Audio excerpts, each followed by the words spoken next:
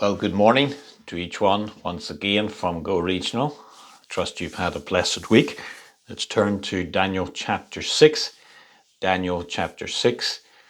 And if you remember last time we were looking at this chapter, the evil rivals or contemporaries of Daniel in the Persian Empire plotted to destroy him. And you can always tell the quality of a person by two things. Number one, by their friends, and number two, by their enemies.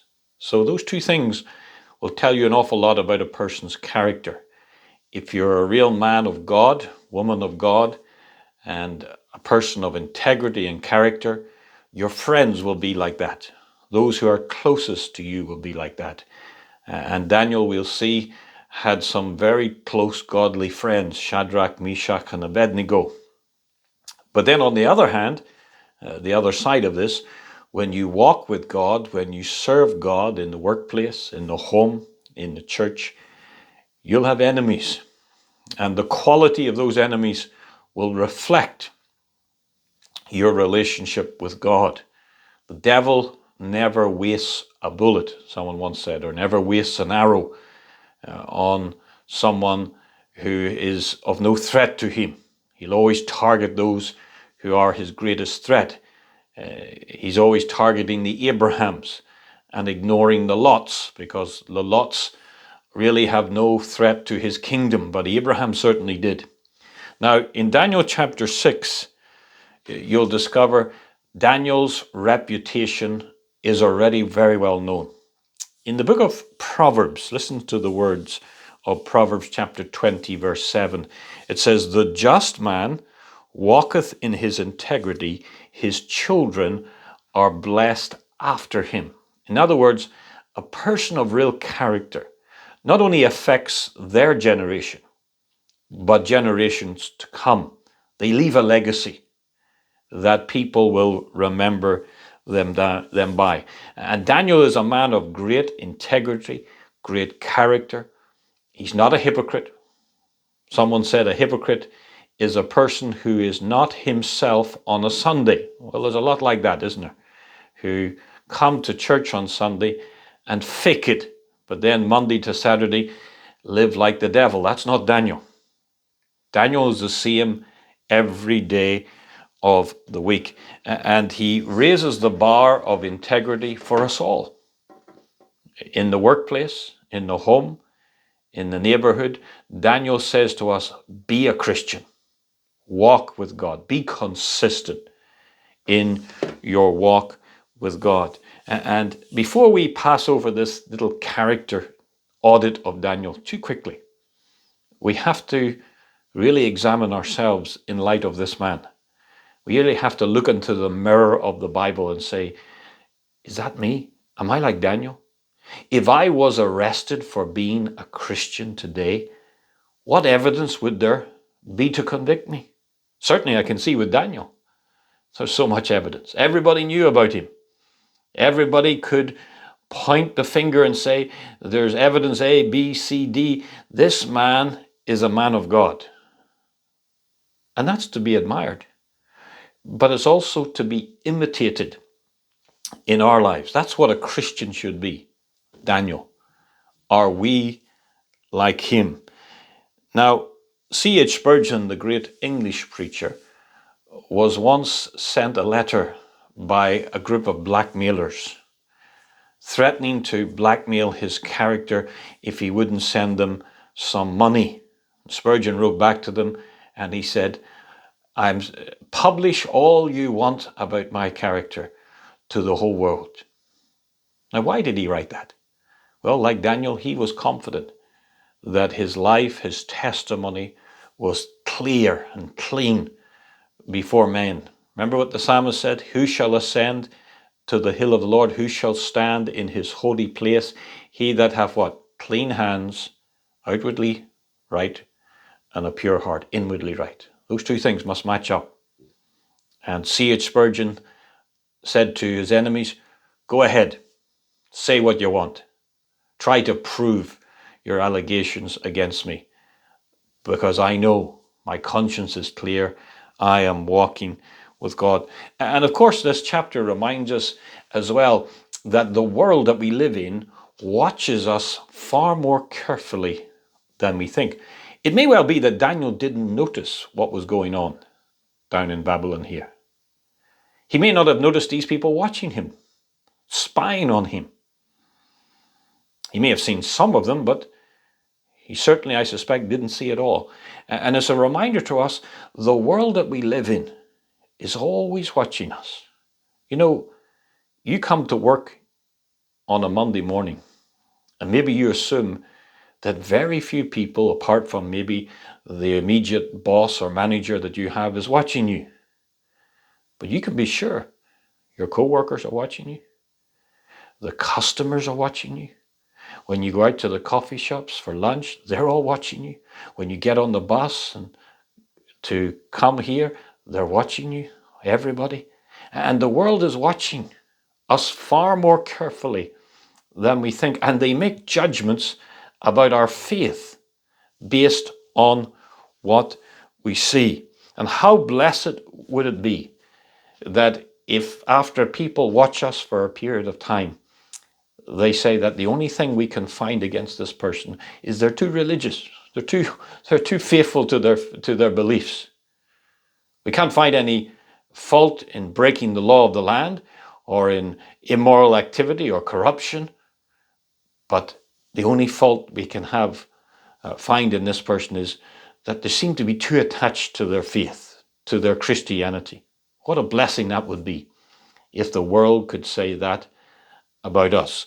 Well, let's pick up the reading in verse 6 of Daniel chapter 6. Having reasoned through Daniel's character, having done this extensive audit, checked through his emails, his WhatsApp, his phone calls, his letters. I know they didn't have those things in those days, but every aspect of his communication at home, in the workplace, in the wider society, they watched Daniel like a hawk. 122 very, very clever men, very cunning men, men that were able to take just a little failure and exaggerate it and twist and turn. Any little lever that they could find or lever they could find in his life to disrupt it, to annoy him, to irritate him, to get him to lose his temper, to get him to say the wrong thing, to get him to gossip against the wrong person. And these men tried repeatedly to snare Daniel, but they couldn't. And then in verse 6, we're told, then these presidents and princes assembled together to the king. So they came now with their conspiracy. And they came deliberately. You notice this very carefully. This is not a spur of the moment incident. This is something that they've thought through very carefully, that they have discussed. And as I said, these were 122 of the most ambitious, ruthless, intelligent men. Make no mistake, the Persians didn't appoint these people to these positions of authority unless they were very capable individuals, very cunning and ruthless individuals. And they came to Darius. Now they came with a plan. And these men knew that their plan had to involve Daniel being forced to choose between the king's law and God's law, because they knew they couldn't get Daniel to break the king's law in ordinary circumstances. He was incorruptible. But they knew that if they could get him to make a choice between God's law and the king's law, he would always obey God's law. That's the weakness in Daniel's faith, or at least their perceived weakness in Daniel's character, his flaw from their perspective. And they came to the king, and they begin with flattery. And what they're going to do is they're going to use the law of the land, man's law, the king's law, in order to further their evil agendas. And the devil has done that right throughout history. He's still doing it today. He's using the laws of the state whenever he can, manipulate those to affect growth of the Christian church. And whenever you you see Satan's disciples getting into power and control of any government or any area, you'll always see them starting to squeeze the rights of Christians, the rights of free worship, the rights of free speech. And you'll start to hear terms like hate speech and discrimination and inequality. And they use all these terms. And who they're targeting is not businesses or employment, but to target the believers in order to try and hurt Christians in their working life and in their church life. And they're always at it. And here in this part of the world, and in Asia as well, there's a movement afoot to promote all kinds of immorality, particularly the LGBT agenda. And they're trying to force that through. And if you disagree with it, they try to have you cancelled, intimidated. They try to have your churches closed down or even prosecuted. And if you say anything in public against it, they'll say it's a hate speech. You need to be fined. You need to be arrested. You need to be shut up from speaking like that. And here, Satan's disciples follow Satan's tactics, and they come to the king. And the words that they speak says so much about them. They begin with flattery, of course, because they know this is a weak man, Darius, not a spiritual person, not a godly person. And ungodly people can easily be manipulated by more ungodly people. And we're told, they said to him, "O King Darius, live forever." Oh, they're so humble, and as if they admire, respect this man. Of course, if they could get any opportunity, they would do to him what they wanted to do to Daniel and seize his throne. And then they tell him a lie. Start off, and the devil's crowd are always a mixture of flattery and deception and lies.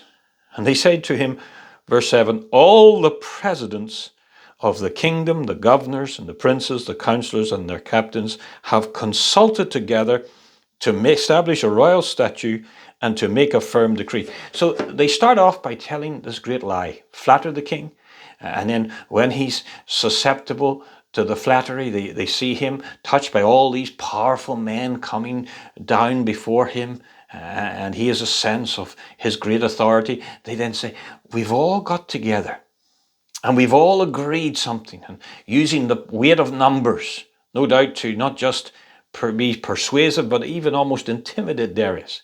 That this is a view of all the powerful people in your empire about you, King Darius. Now, of course, it's an outright lie, because not only had they not consulted Daniel, but they knew they hadn't consulted Daniel when they said this. In fact, they were using what they were about to say to destroy Daniel, the most powerful one of their group of rulers under King Darius. But of course, whenever you're dealing with the devil and his disciples, remember this: they never fight fair. They don't expect them to be paragons of honesty and integrity. Don't expect them to tell the truth. Always expect them to lie. And let me say this in passing. When you go out to meet customers, when customers come to meet you, when people come in to do business with you, or to even work alongside you, if they're not saved and they're not walking with God, expect them not to be people of integrity. Expect them to flatter you when it suits them. Expect them to lie to you when it suits them. And what they say may not be what they mean. They always have an agenda. Always. Because they always have the wrong motive. And here, these men have a very clear hidden motive, a very evil motive. And they go on in verse 7 and say that here's what we want: that whosoever shall ask a petition of any god or man for 30 days, save of thee, O king, he shall be cast into the den of lions. So they start with this great flattery, and they say, "Well, O great King Darius, live forever." And they're all no doubt bowed down. The Persians, like the Babylonians, when they came before their king, lay flat down with their head touching the ground, their whole body on the ground to show their submission. So here's these 121 very, very powerful, 122 of them, very, very powerful men, dressed no doubt in fineries, the best clothing and jewelry that money could buy. And they come before this king and they fall down before him. What a sight it is. How that would appeal to his ego to see all his rulers on their bellies before him, prostrate. And then they get up and they say, we have agreed something. And we believe this is the right thing to do. Oh, so persuasive, almost intimidating for Darius. That if you go against us, you're going against all the opinions of all the great men who work for you, the powerful men who work for you in your great kingdom. Think very carefully before you reject this Darius. And what is the request? If the first bit wasn't flattering enough, the next bit is going to be blow the mind of Darius. Blow up his ego to a level unsurpassed, because they're going to say, we believe that nobody should worship any other God but you. You are the sole divine one. You are the one that we want to honor, and nobody must pray to you to anybody but you for 30 days. No doubt that is going to really appeal to the ego and the pride of this man, because they're going to have to slip in a little bit of poison. Because they say, in the end of verse 7, save of thee, O king, he shall be cast into the den of lions. They almost slipped that in at the end. But even as they slip that in, it's letting the king know this is going to be something so serious. We're taking this really serious. We're very sincere about this, Darius. This is so important to us. It's so important to the empire that people must worship you and respect you, that the punishment for disagreeing with this or disobeying this, the only punishment we can think of is capital punishment, is to lose your life. Now, Darius, if he is a wise man, should have said, well, let's just pause and think about this. Think of the implications. Think of the fact that we have many different religions and races in this empire.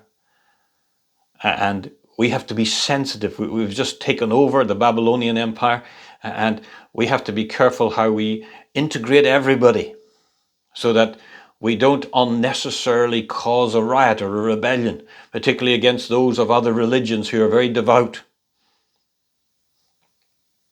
And of course, you now see the hiss of the serpent here, because in verse 8 it says, now, O king, establish the decree and sign the writing, that it be not changed according to the law of the Medes and the Persians, which altereth not. They do two things here. They try to force the king to make a quick decision. Get him to sign it, so that once it's signed, he can almost forget about it and get on with other things. He can, in case he gets distracted and says, well, I'll think about this later. No, they say, sign now. And then the second thing, in pushing him into this decision, in the spur of the moment, in the emotion of the moment, in the flattery of the moment, in the pride of the moment, they add these words, that it be according to the law of the Medes and the Persians, which altereth not. Now, the Medes and the Persians believed that their laws came from their gods. And because the divine God spoke through the king and spoke through their legal system, that once the decree was signed, a law was signed, it was effectively the will of the gods. And therefore it can never be changed. And it was a very serious thing to them. And these men took advantage of that. And they flattered Darius to get him to sign it quickly, and knowing that once he signed it, Daniel cannot be saved from a human perspective. Of course, that's all they believed in. Their schemes and man's plots and man's ways and man's deception. And they thought, well, if we get him to sign this, it's over for Daniel, because he will not follow this commandment. And the king, even if the king regrets signing it or tries to undo what he has done here, it can't be done. It's fixed. And Daniel's future is over. And Daniel's demise is over. And we'll see next time the nature of this threat to Daniel. And then we're going to see how Daniel will respond. How he will face the temptation. What temptation? What were the elements of the temptation? And then how does he respond to those elements? And it's going to be very, very instructive for us all. May God help us to be like Daniel.